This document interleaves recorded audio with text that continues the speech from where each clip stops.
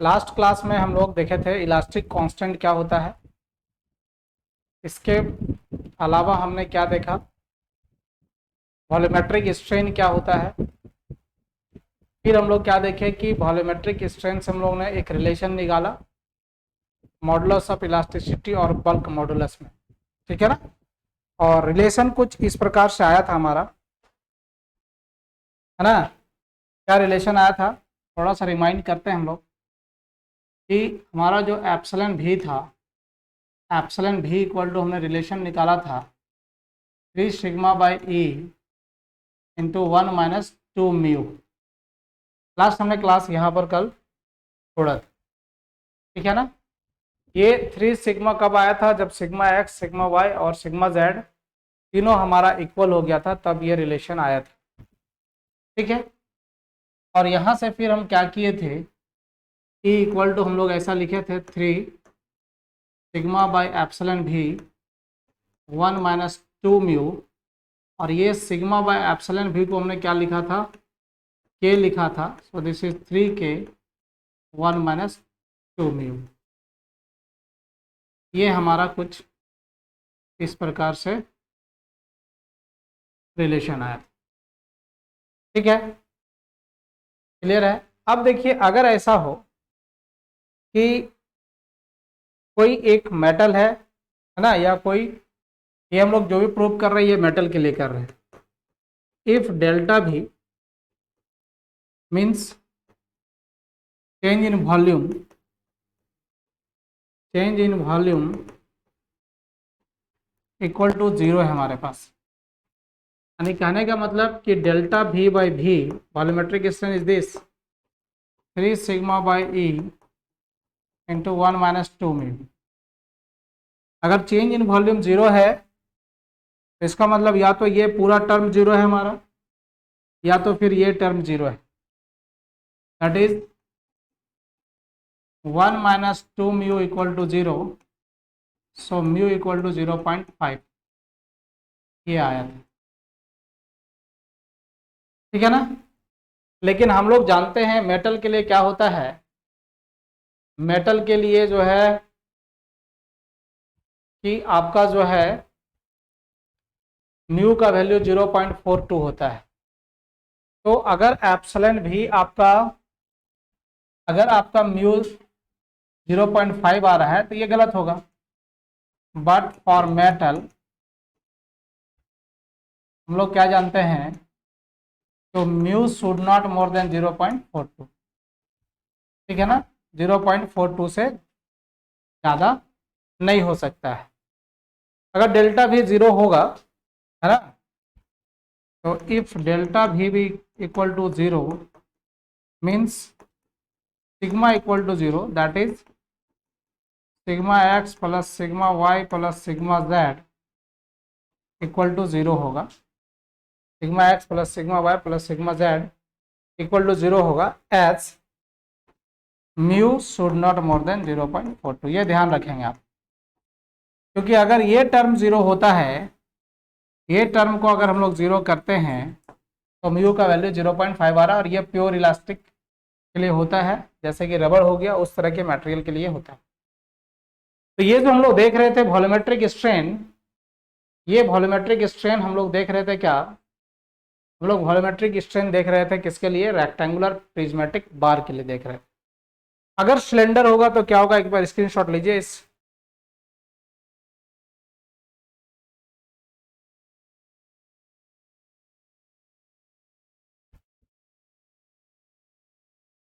तो अगर सिलेंडर होगा तब, second case for cylinder, cylinder के लिए हम लोग देखेंगे वॉल्यूमेट्रिक स्ट्रेन क्या होगा, है ना, ठीक है। सिलेंडर के लिए हम लोग देखेंगे वॉल्यूमेट्रिक स्ट्रेन क्या होगा,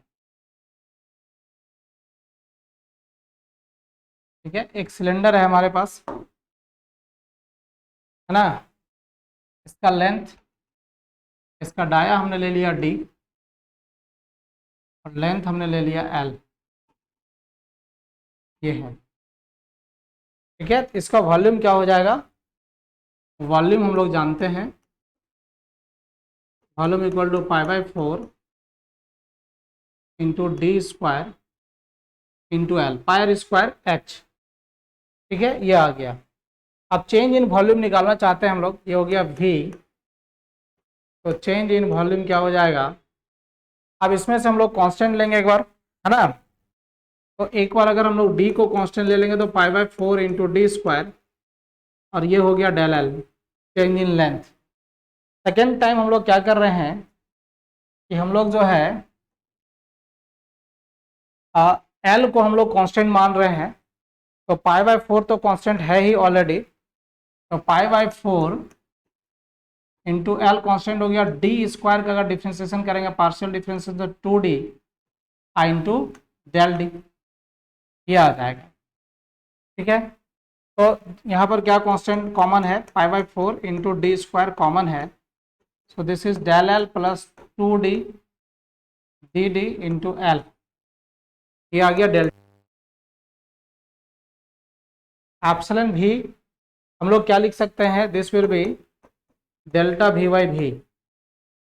तो यहाँ पर हम लोग क्या लिखेंगे, pi D square into del L 2d del D L π/4, और फिर यहाँ हो जाएगा π/4 डी स्क्वायर इंटू एल, ये पूरा टर्म कैंसिल हो गया। तो आपका यहाँ से क्या आ जाएगा, डेल l/l प्लस 2d,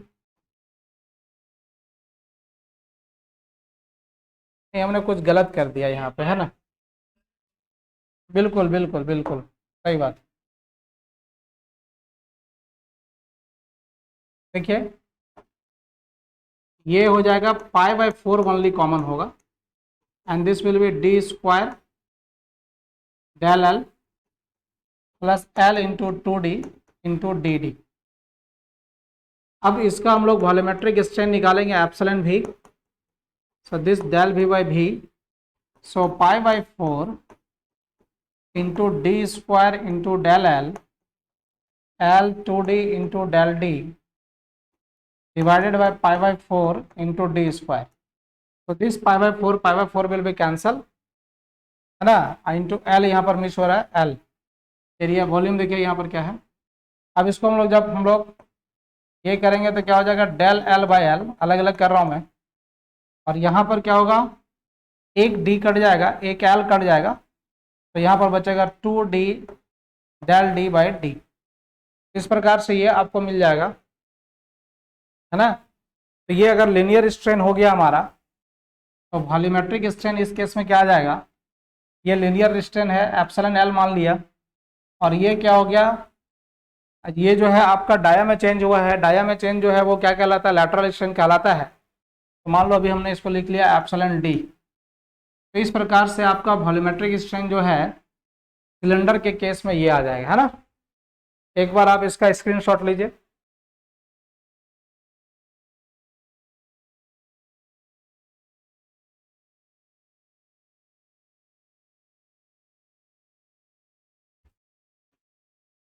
अब तीसरा केस देखते हैं हम लोग स्फेयर के लिए, स्फेयर के केस में, है ना। थर्ड केस जो है हम लोग स्फेयर के लिए देख रहे हैं। ठीक है, तो एक स्फेयर है हमारे पास, ठीक है, इसका डाया हमने ले लिया है डी,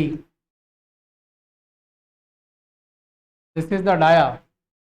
तो volume of the sphere is what, v equal to होगा π/6 d का cube, this is the volume of sphere. 4/3 pi R cube होता है, आप डाया के टर्म में लिखेंगे तो π/6 इंटू डी का क्यूब आ जाएगा। अब इसका चेंज इन वॉल्यूम निकालो आप, तो this is π/6 3d square into del D, therefore epsilon भी आपको वॉल्यूमेट्रिक स्ट्रेन क्या मिल जाएगा, delta v/v, so this is π/6 3d square del D by π/6 into D cube, so this will be cancel and D square से cancel हो जाएगा ये D, so this is 3 del D by D. ये आपका क्या हो गया, लैटरल स्ट्रेन हो गया। सो आप इसको ऐसा लिख सकते हैं, एप्सिलॉन डी लिख सकते हैं। तो एप्सिलॉन भी इक्वल टू आपको क्या मिल जाएगा, 3 एप्सिलॉन डी। तो जो भी वॉल्यूमेट्रिक स्ट्रेन था आप यहाँ से देख लिए, 3 केस में हमने बताया, रेक्टेंगुलर केस बताया, फिर वॉल्यूमेट्रिक केस बताया, और फिर जो भी था वो सारी बातें हमने आपको बता दी। एक बार आप इसका स्क्रीनशॉट ले लो।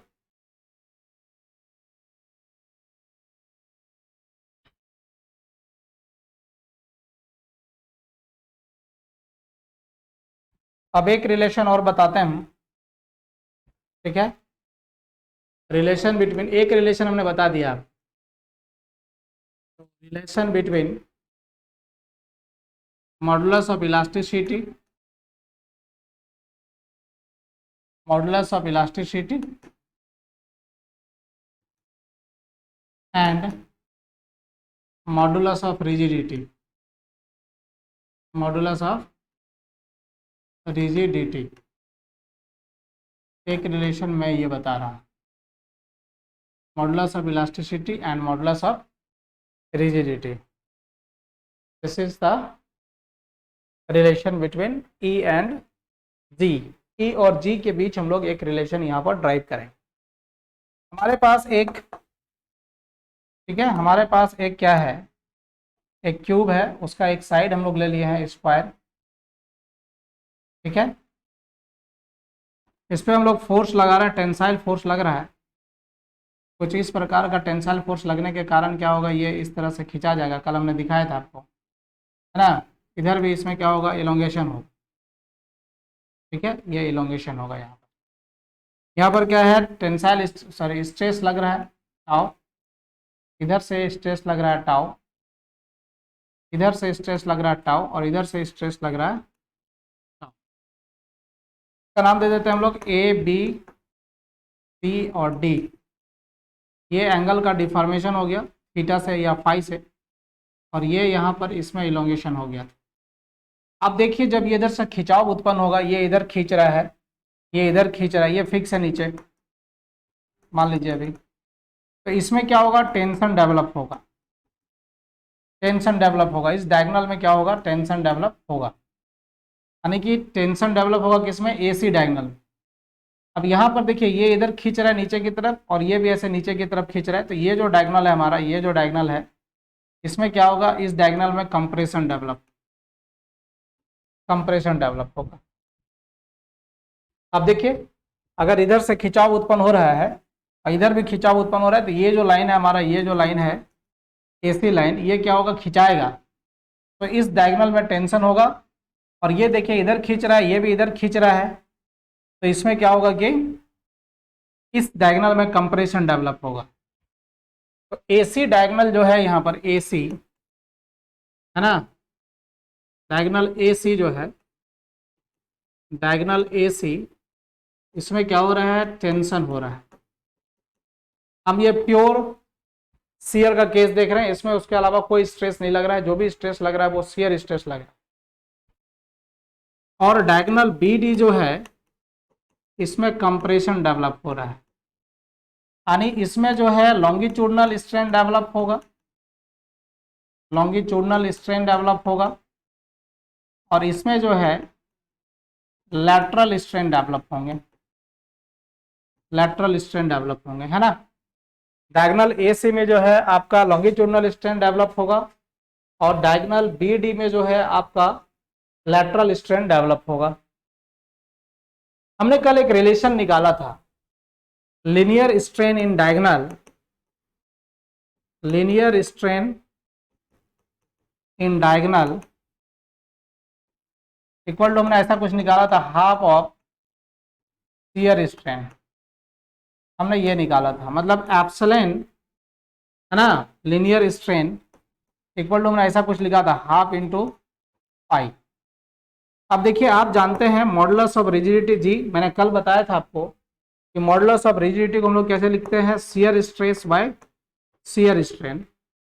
तो यहाँ से शियर स्ट्रेन बराबर आप लिख सकते हैं tau by G, therefore epsilon equal to क्या हो जाएगा, टाउ बाई 2g। यहाँ से एक रिलेशन आपका आ गया, ये लीनियर स्ट्रेन का एक रिलेशन यहाँ पर आपको मिल गया कि लीनियर स्ट्रेन जो है आपका इस तरह से टाउ बाई 2g आएगा,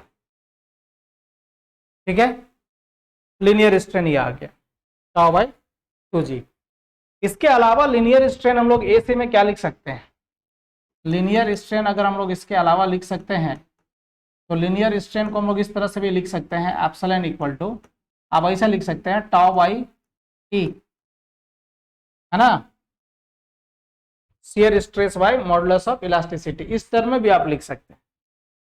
लीनियर स्ट्रेन देखें तो यहाँ पर कौन सा स्ट्रेस इसको लीनियर डिफॉर्मेशन कर रहा है, तो यहाँ पर जो स्ट्रेस डेवलप कर रहा है लीनियर डिफॉर्मेशन वो है शियर स्ट्रेस। तो एक रिलेशन तो ये आ गया टाउ बाई 2g, और दूसरा रिलेशन आ गया टाउ बाई ई। ठीक है, अब देखो कि स्ट्रेन इन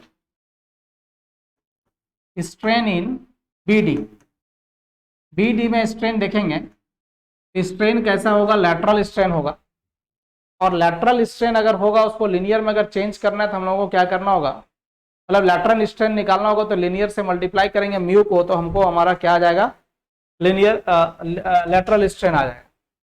तो देखिए आप क्या जानते हैं, म्यू इक्वल टू आप जानते हैं epsilon lateral by epsilon linear.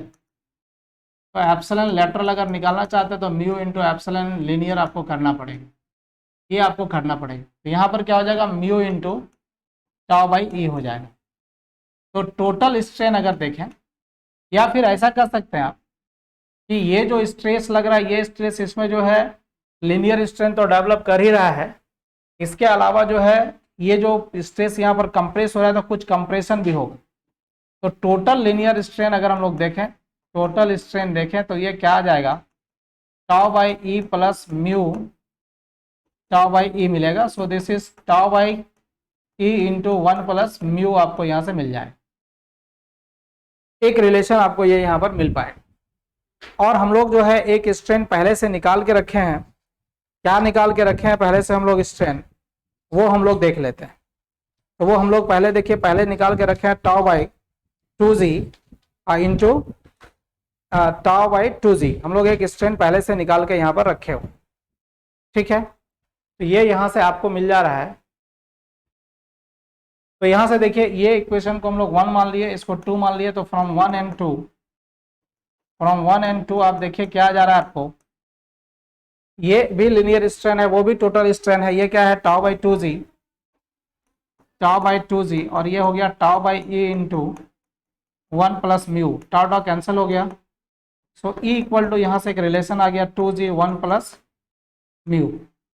तो भी यहाँ पे रिलेशन हियर, एक रिलेशन यहाँ पर आया, एक रिलेशन इसके पहले आया। ठीक है, इस प्रकार से दो रिलेशन हम लोगों ने देखा, मॉडुलस ऑफ इलास्टिसिटी के बीच जो हमारा दो रिलेशन है वो रिलेशन हम लोग यहाँ से देख पाए। एक बार स्क्रीनशॉट लीजिए इसका।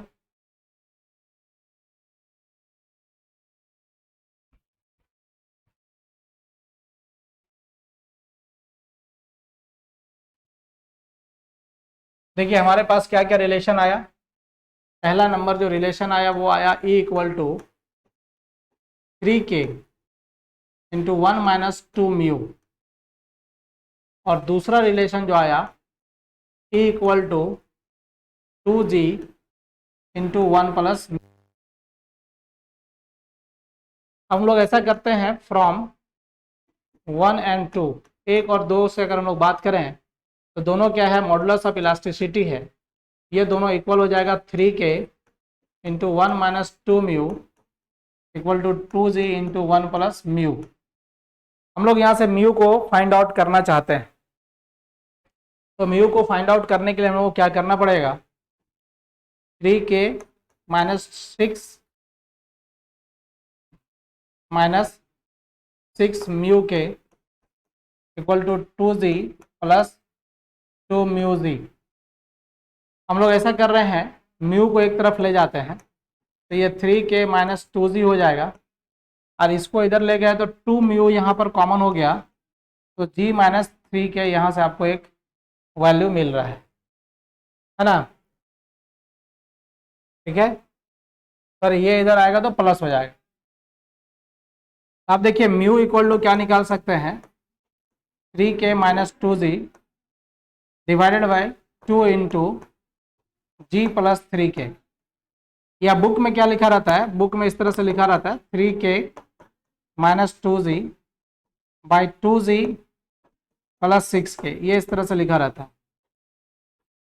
एक रिलेशन यहां से आ गया, ये इक्वेशन नंबर 3 हो गया। तो देखिए दो रिलेशन यहाँ पर है मॉडुलस मतलब इलास्टिक कांस्टेंट में, और एक रिलेशन यहाँ पर है इलास्टिक कांस्टेंट में, है ना। अब देखिए अगर इस म्यू का वैल्यू किसी एक में हम लोग रख दें, सपोज कि इक्वेशन 1 या 2 में रख दें, तो क्या होगा? तो फ्रॉम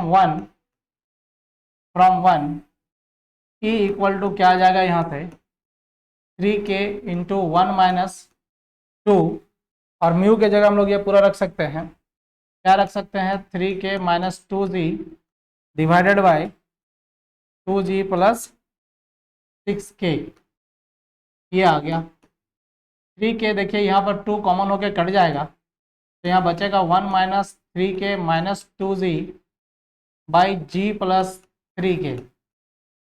इसका एलसीएम ले लेता हूँ मैं, 3k G plus 3k minus 3k plus 2g divided by G plus 3k।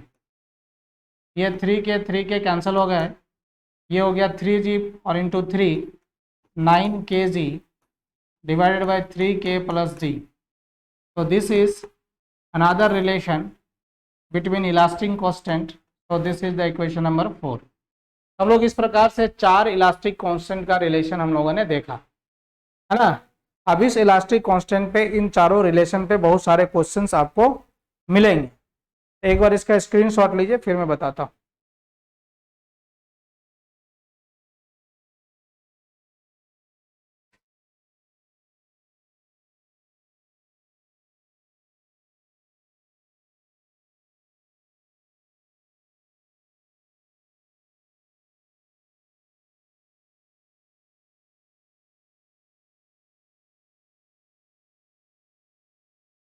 ठीक है, अब देखो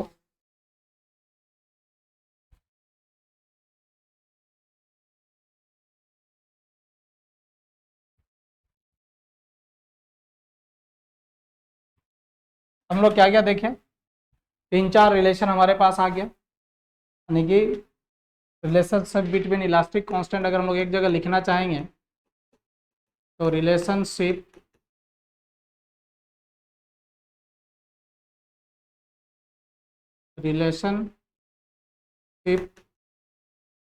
बिटवीन इलास्टिक कांस्टेंट अगर हम लोग देखना चाहेंगे, तो क्या क्या रिलेशन हमको मिला। पहला रिलेशन मिला E equal to 3k 1 - 2 mu. दूसरा रिलेशन मिला E equal to 2g 1 plus mu. तीसरा रिलेशन मिला E equal to 9kg g plus, रुक गया है, ठीक है, तो 3g प्लस 3k। और चौथा रिलेशन मिला म्यू इक्वल टू आपको 3k - 2g by 6k plus 2g। इस प्रकार से ये 4 रिलेशंस हैं, और ये 4 रिलेशंस आपको क्वेश्चन बनाने में बहुत सारा हेल्प करेगा। अब कुछ बात है, यंग्स मॉडुलस और बल्क मॉडुलस का रेशियो जो है for most of the metal के लिए मोर देन 1/3 होता है ना। यंग्स मॉडुलस और बल्क मॉडुलस का रेशियो अगर हम लोग देखें, तो ये क्या होगा, मोस्ट ऑफ द मेटल के लिए मोर देन 1/3 होगा, है ना। तो अगर हम लोग लिखें यहाँ पर एक the ratio of Young's modulus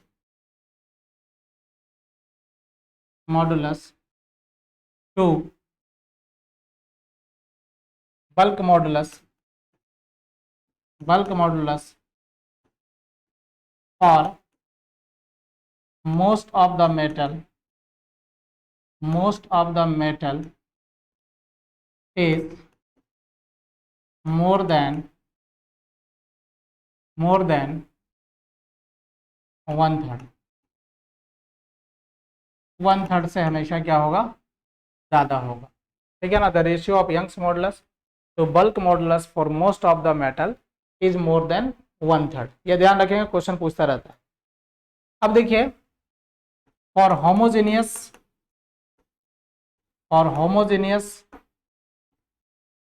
and isotropic metals या मटेरियल, है ना, होमोजेनियस और आइसोट्रॉपिक मेटल्स या फिर मटेरियल, है ना, metals, the independent elastic constant, the number of independent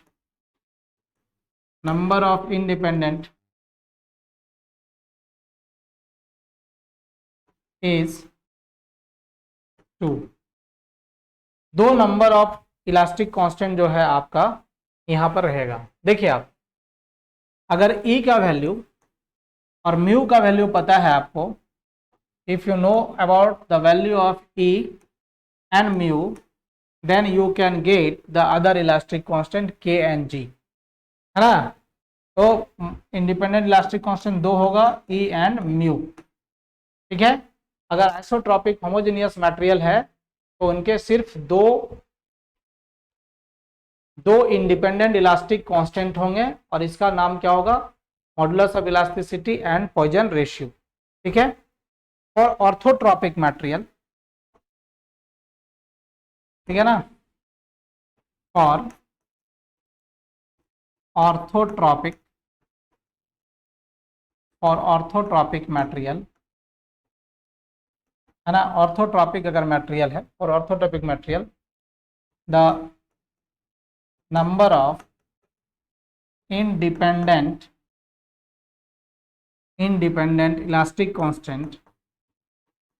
elastic constant equal to 9। अगर ऑर्थोट्रॉपिक मटेरियल रहेगा तो नंबर ऑफ इंडिपेंडेंट कांस्टेंट कितना होना चाहिए, 9 होना चाहिए, ठीक है। और अगर एन आइसोट्रॉपिक रहेगा या नॉन आइसोट्रॉपिक रहेगा, और non isotropic material, the number of independent elastic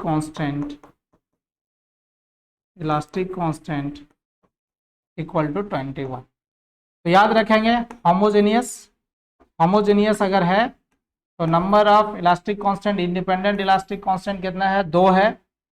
अगर ऑर्थोट्रॉपिक है तो इंडिपेंडेंट इलास्टिक कांस्टेंट कितना है, 9 है। और अगर नॉन आइसोट्रॉपिक है तो इलास्टिक कांस्टेंट कितना है, इंडिपेंडेंट, 21 है।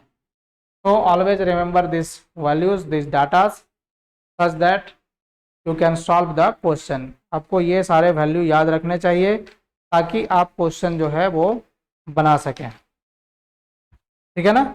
एक बार स्क्रीनशॉट लीजिए।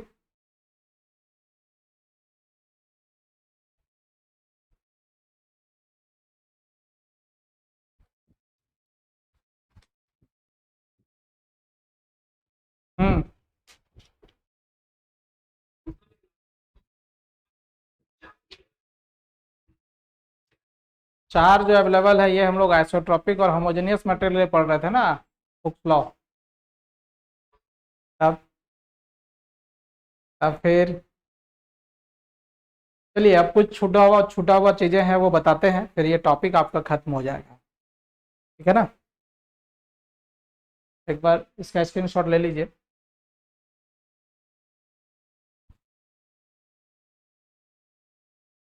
देखिए, हम आपको मैट्रिक्स फॉर्म ऑफ स्ट्रेस बताया था, ठीक है ना।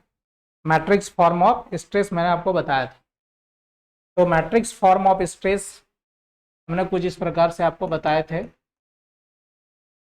मैट्रिक्स फॉर्म या रिप्रेजेंटेशन ऑफ स्ट्रेसेस, है ना। हमने मैट्रिक्स फॉर्म ऑफ स्ट्रेसेस में कुछ बातें हमने लिखा था।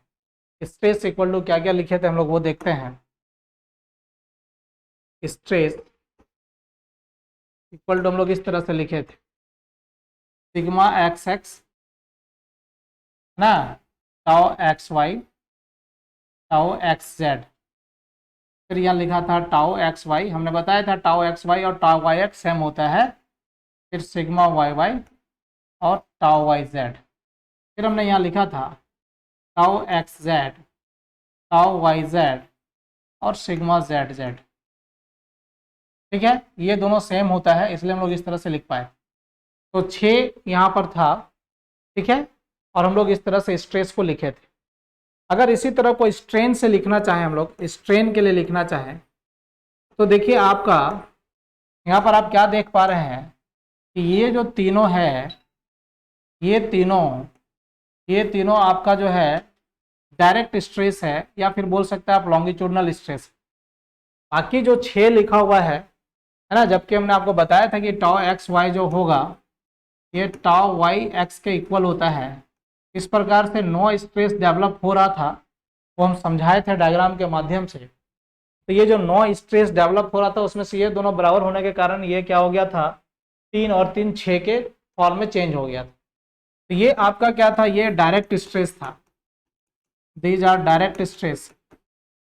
और ये सब जो बाकी है इधर कॉर्नर में, ये सब क्या है, शियर स्ट्रेस है, शियर स्ट्रेस है।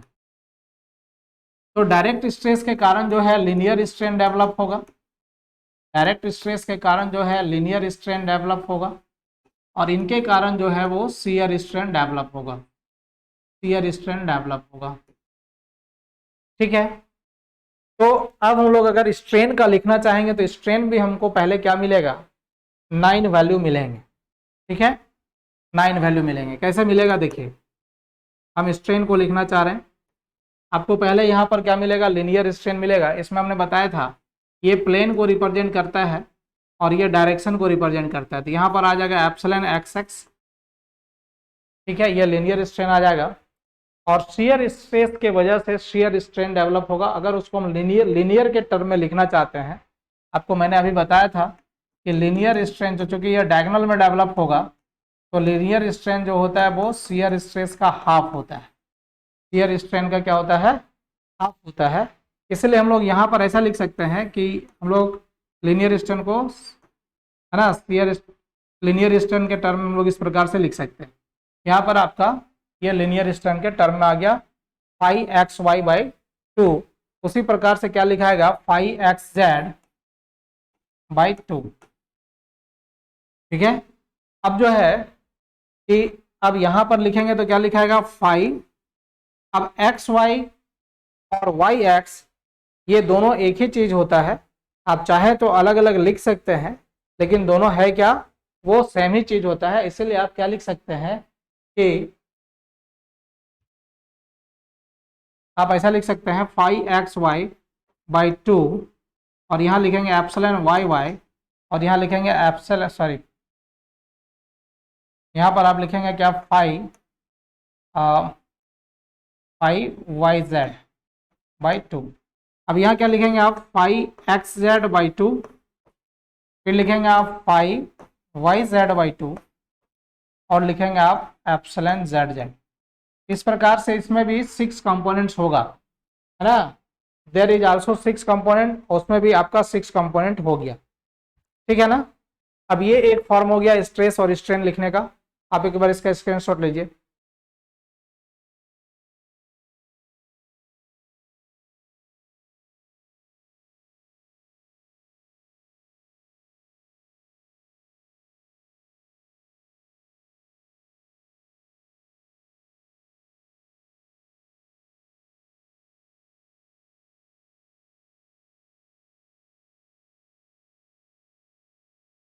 ठीक है, अब देखो ये स्ट्रेन को इस तरह लिखने का तरीका हो गया। दूसरा तरीका स्ट्रेन को लिखने का और हमारे पास है, that is known as differential form of strain. Differential form of strain, strain को डिफरेंशियल फॉर्म में हम लोग इस प्रकार लिख सकते हैं। How we can write the differential form of strain. मान लेते हैं एक पॉइंट है P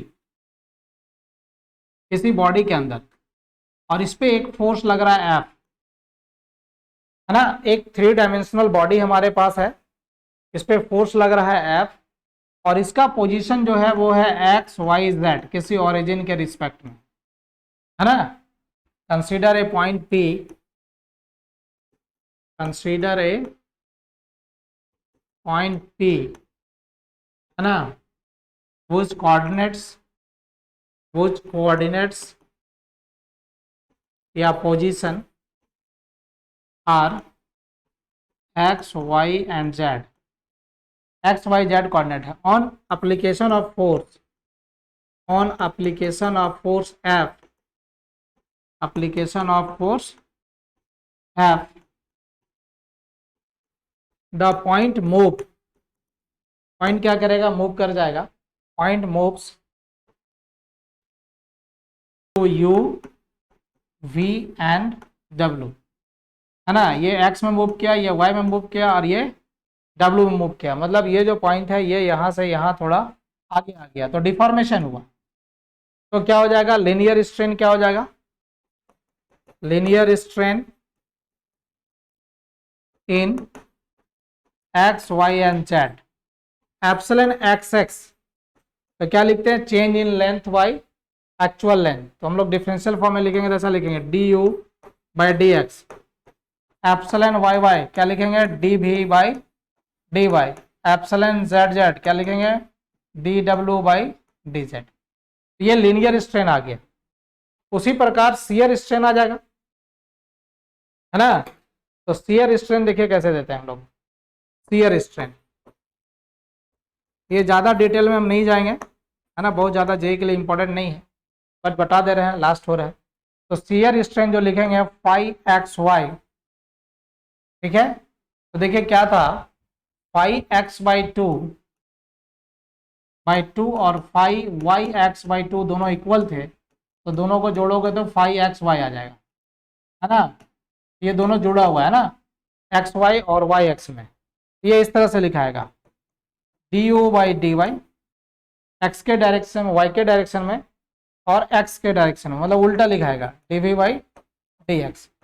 यू वाला जो है वाई के साथ डिफ्रेंशिएट होगा और वी वाला जो है वो एक्स के साथ डिफ्रेंशिएशन होगा, क्योंकि एक में लीनियर होगा तो दूसरा में लैटरल होगा।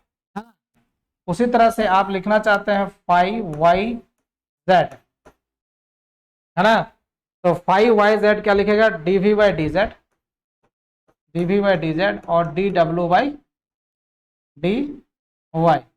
उसी तरह आप लिखना चाहते हैं फाई एक्स जेड, एक्स में क्या था, यू था और जेड में क्या था, डब्ल्यू था, तो यू और डब्ल्यू का डिफ्रेंसिएशन होगा लेकिन opposite, D W by D X और D U by D Z. इस प्रकार से आप जो है डिफरेंशियल फॉर्म में इन सबको आप रिप्रेजेंट कर सकते हैं। कहीं कोई क्वेश्चन ऐसा मिल जाए तो घबराना नहीं है, आपको डिफरेंशियल फॉर्म में तुरंत रिप्रेजेंट कर लेना है, ठीक है ना।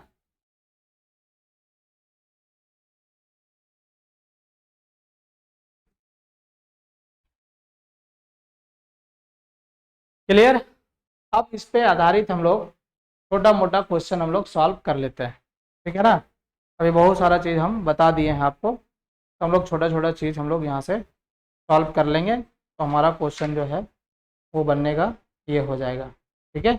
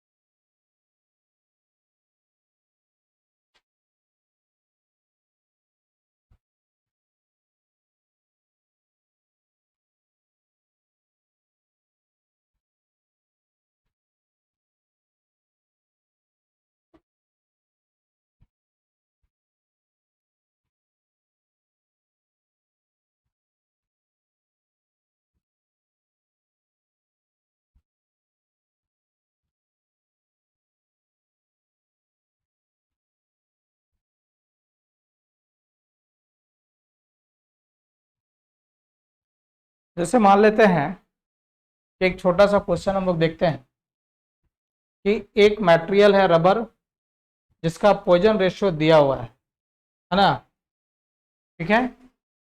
एक क्वेश्चन हमारे पास है,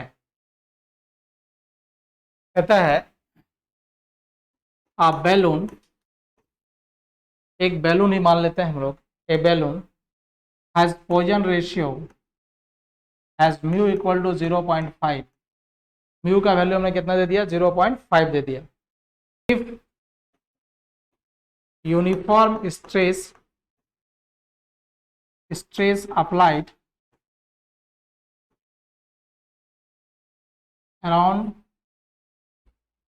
ऑल साइड्स, है ना, हर तरफ से जो स्ट्रेस अप्लाइड हो रहा है वो क्या हो रहा है, यूनिफॉर्म हो रहा है, तो वॉल्यूमेट्रिक स्ट्रेन बताना है।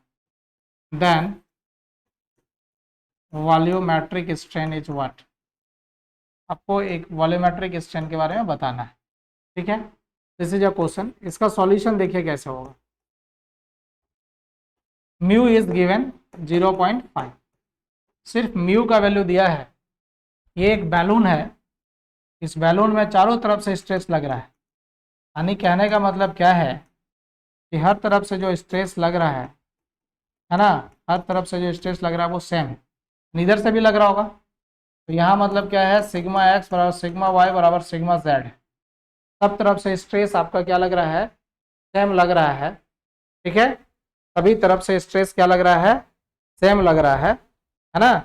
और आपको पूछ रहा है वॉल्यूमेट्रिक स्ट्रेन क्या होगा, मतलब epsilon V, so epsilon V is sigma X plus sigma Y plus sigma Z divided by into 1 minus 2 mu, तो म्यू इज गिवन हियर, है ना, sigma X plus sigma Y plus sigma Z by E, and this is 1 minus 2 into 0.5, so it will be 1 minus 1, so the volumetric strain is 0 is the answer। बहुत आसान question था, है ना, किसी ने सही जवाब भी दिया है, धन्यवाद।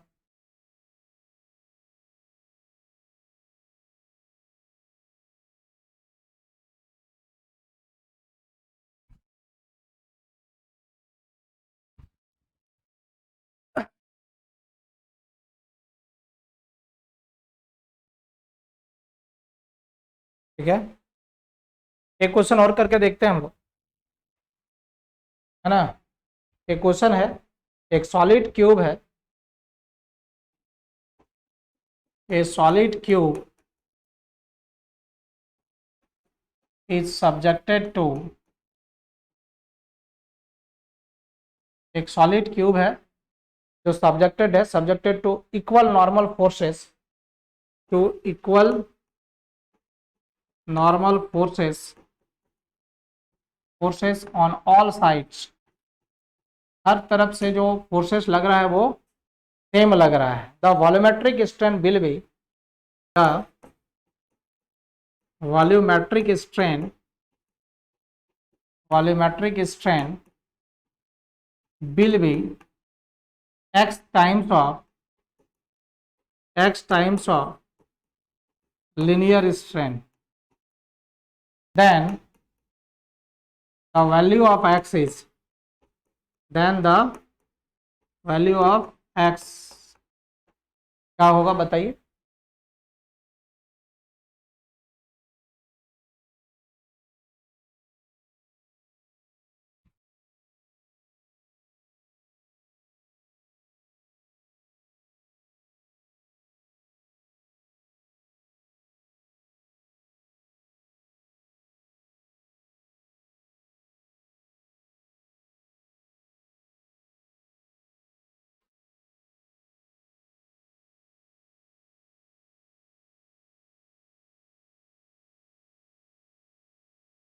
होगा,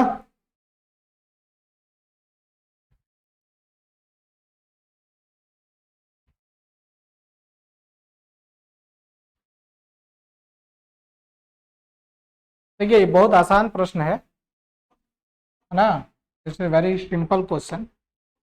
सॉल्यूशन देखिए क्या है, एक क्यूब है आपके पास, है ना, क्यूब है आपके पास, क्यूब है मतलब हर एक साइड क्या है, सेम है ना, ये अगर ए है तो ये भी ए है और ये भी ए है, सभी सेम है। और वॉल्यूमेट्रिक स्ट्रेन इक्वल टू आप क्या जानते हो, एप्सिलॉन भी इक्वल टू जानते हो आप, epsilon X plus epsilon Y plus epsilon Z. अब देखिए सभी साइड इक्वल है, तो एप्सिलॉन एक्स जो होगा वो एप्सिलॉन वाई के बराबर होगा, एप्सिलॉन जेड के बराबर होगा, क्योंकि सभी जो होगा वो डेल्टा ए बाई ए होगा। These are the linear strain. तो change in length by length सबका सेम होगा। तो एप्सिलॉन भी equal to what 3 into epsilon, so the x is the 3, answer is 3 है ना।